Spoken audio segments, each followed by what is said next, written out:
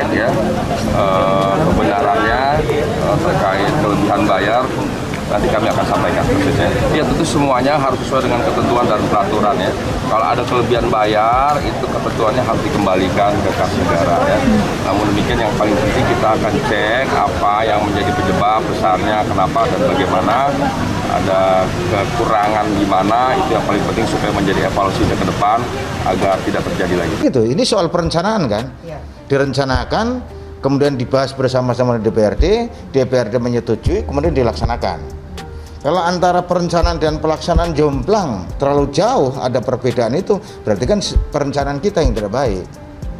Artinya perencanaan dari Gul Karmat yang tidak baik dalam konteks merencanakan pembelian robot pemadam kebakaran itu gitu. Tapi pengawasan atasan langsung juga menjadi penting. Artinya pengawasan kepala dinas, kan kepala dinas punya perangkat, salah satunya perangkatnya adalah perencanaan kan gitu loh. Artinya ketika perencana sudah mengajukan pada pimpinan, seharusnya pimpinan melakukan koreksi terlebih dahulu.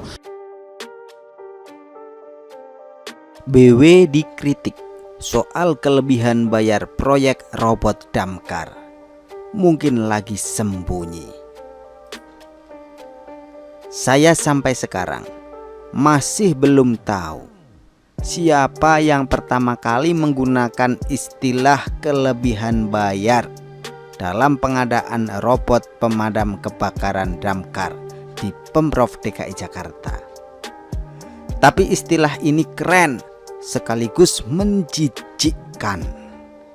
Dalam waktu yang bersamaan juga ada kasus yang sama di Depok, yaitu dugaan penggelembungan anggaran pengadaan perlengkapan pemadam kebakaran, istilahnya markup.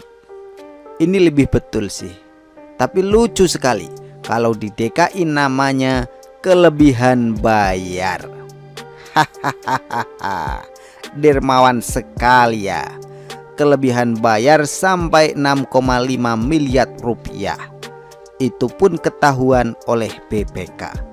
Kalau tidak ketahuan, terima kasih banyak atas kelebihan bayarnya. Hahaha, ngeri.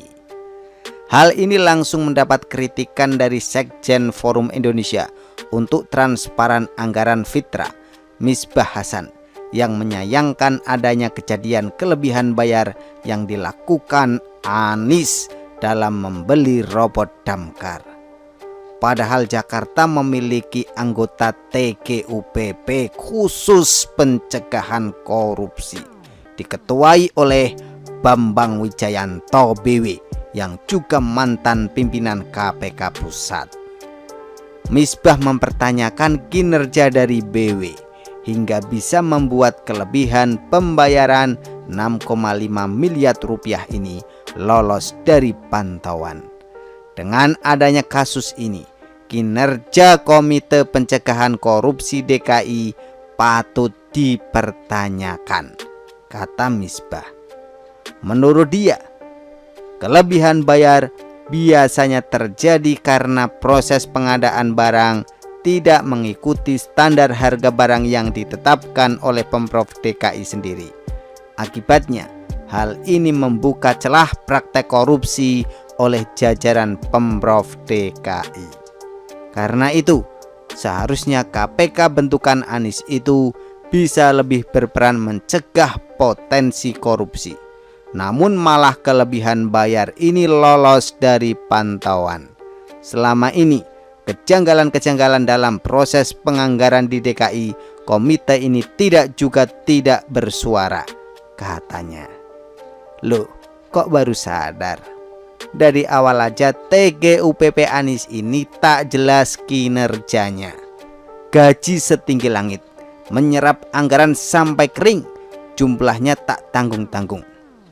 Gaji tinggi tapi kinerja tidak sesuai dengan apa yang diharapkan. Kalau mau diteliti satu-satu, pasti ada banyak sekali anggaran-anggaran yang sebenarnya di markup tinggi. Ada pula anggaran siluman yang disusupi entah siapa. Contohnya lem Aibon yang nilainya mencapai 82 miliar rupiah. Jadi pertanyaannya, Ngapain aja kerja anggota TGUPP bidang pencegahan korupsi?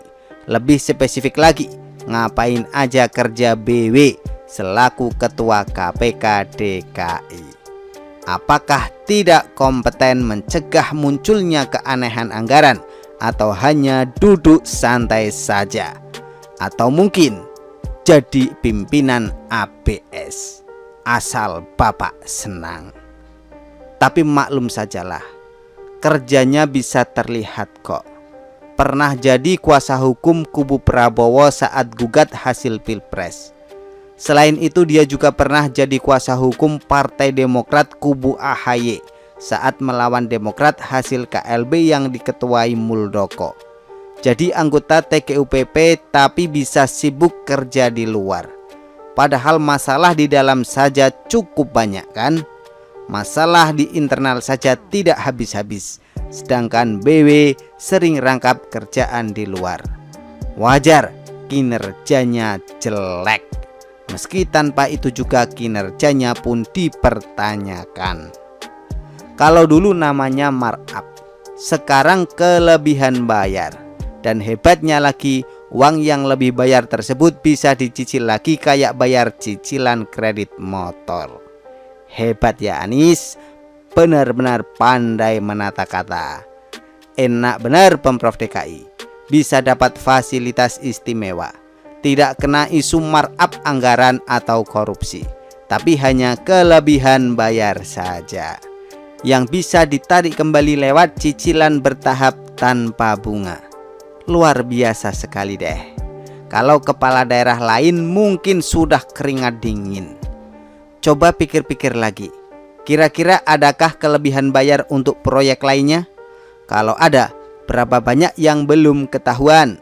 Dengan demikian, fix anggota TGUPP tak jelas kerjanya, banyak kecolongan anggaran, dan lucunya KPK yang di pusat seolah menutup mata.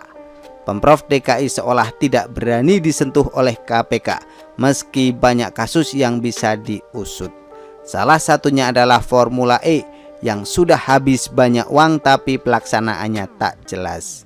Markup anggaran Damkar ini juga sangat layak diusut, tapi KPK seolah tidur. Apakah mentang-mentang ada unsur saudara sehingga bisa dianggap tidak ada?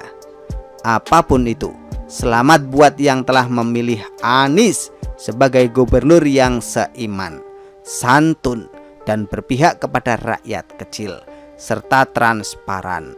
Saking transparannya, anggaran yang ketahuan lebih bayar bisa diminta kembali dengan cara dicicil kalau tidak sanggup bayar full. Hahaha, itulah pilihan kadrun. Begitulah kura-kura. Artikel diambil dari Shio.com, ditulis oleh X Hardy. Bagaimana menurut Anda?